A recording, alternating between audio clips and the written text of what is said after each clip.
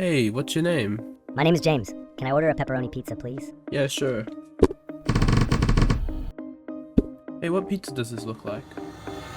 Meet James. He's a 4-foot frog alien astronaut from Andromeda. Don't believe me? Ask him. Where are you from? I'm from Andromeda. Well, actually, James is ChatGPT, but he also sees. Yeah, like literally sees with his eyes. James wasn't always like this. A long time ago, he was just a simple chatbot. But before I show you that, you need to know why I'm doing this. Recently, ChatGPT 4.0 was released. If you haven't heard of it, well, it's like your regular ChatGPT, except it can talk to you.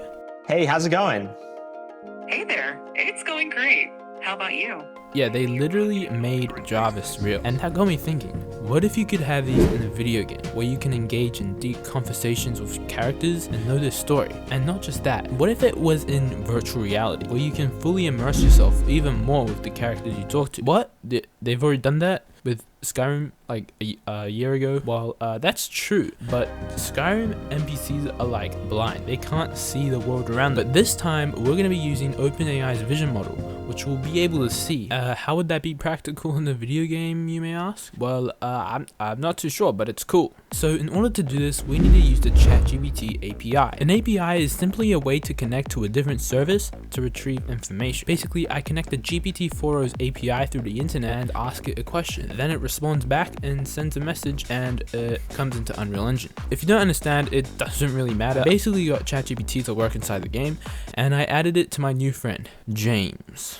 James is the first of his kind, an NPC assistant that will help you with any problems you have. Just simply ask James a question and he'll help you. Hello. Hey there, what's up? That's what James is for. What's your name? Let's check if he knows. Hey, I'm James, and you are? My name's AJ. Nice to meet you.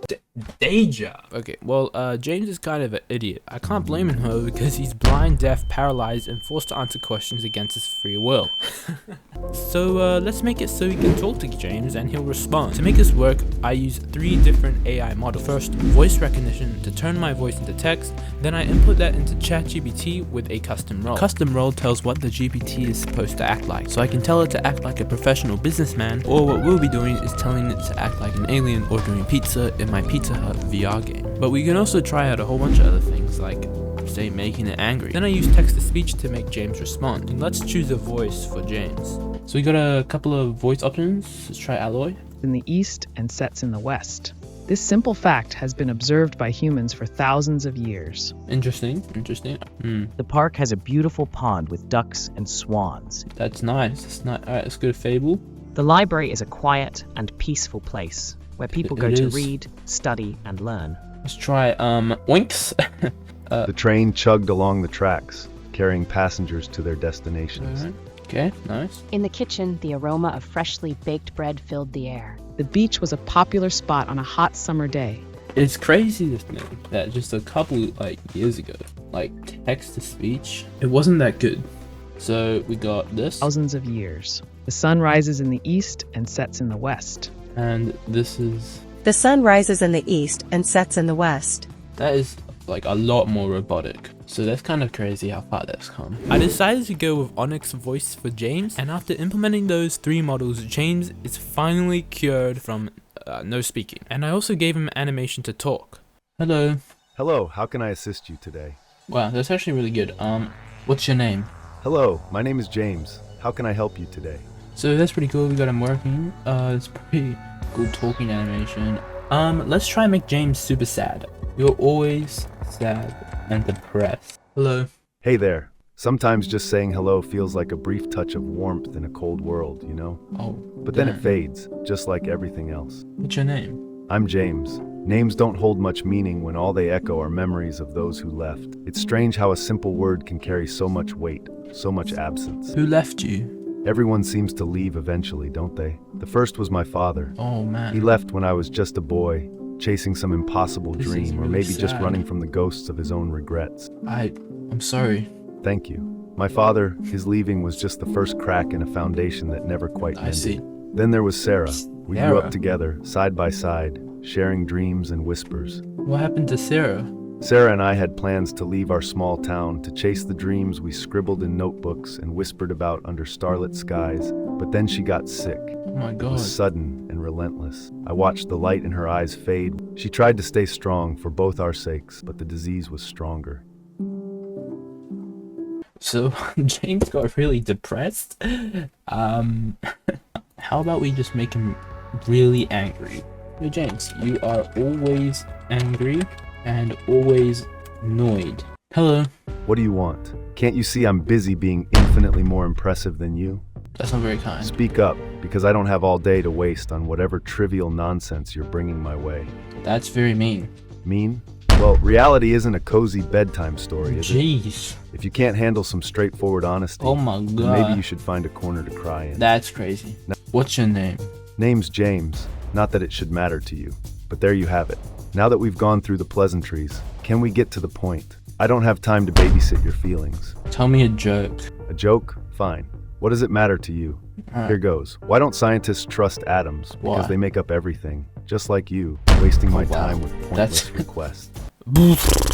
James is now an alien and he's in my VR Pizza Hut game that I made in my last video. Alien James is quite different from regular James. I changed the pitch of his voice so he sounds more alien and I made him overly obsessive over pizza. And finally, it's time to give eyes to James. But I keep wondering how all this AI works. It's literally like magic. Well, luckily this video is sponsored by Brilliant.org. Brilliant is a platform where you can learn by doing, with thousands of interactive lessons in math, data analysis, programming, and AI, which is very useful for me because this is all about AI. Brilliant uses a first principles approach to help you understand concepts from the ground up. Its interactive lessons are 6 times more effective than lectures, and they're actually designed by experts from top institutions and companies. It focuses on critical thinking and problem solving, helping you become a better thinker while mastering specific subjects. And just spending a few minutes daily on Brilliant promotes personal and professional growth with engaging lessons that fit into any schedule, making it a smart alternative to mindless scrolling. I went through Brilliant's course on LLMs, which are large language models, and that's actually what James is. In the course, you can engage with real language models like James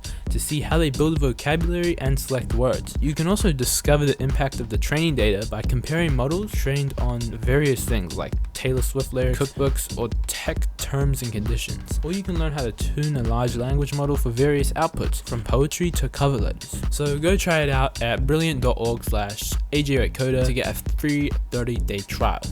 Time to add eyes to the alien AI. AJ08Coder is the best, yeah. But what will giving eyes let James do? Well, first he'll be able to see if I'm making the right pizza. And I don't know, maybe tell me what toppings there are. To do this, again, I connect the Vision API in OpenAI. Basically, you can input an image and ChatGPT 4.0 will spit out what it sees. So I first tried it on regular James and it works surprisingly well, except James is dead. Yeah, he's fully dead. Turns out I just ran out of tokens. Basically, you need tokens to run GPT, and I ran out of tokens because I have no money left. So in the future, you'll need to pay AI to be your friend, I guess. Anyways, me and James are good now, so I forcefully ripped his eyes out and shoved in some new Vision eyes. Hey, how you doing? Greetings, human. I am James from Andromeda. I would like to order 1 large pepperoni pizza. Alright, sure. Large. So I'm gonna try give him a regular cheese pizza, see if he likes, or if he doesn't, because he can see now. Cheese. It's in the oven. Hey, does this look good? Greetings. This appears to be a cheese pizza. Oh, I would like to remind you that I, James from Andromeda, requested a pepperoni pizza. Would it be possible to place pepperoni slices that's on actually it? crazy. You can see that it's a cheese pizza.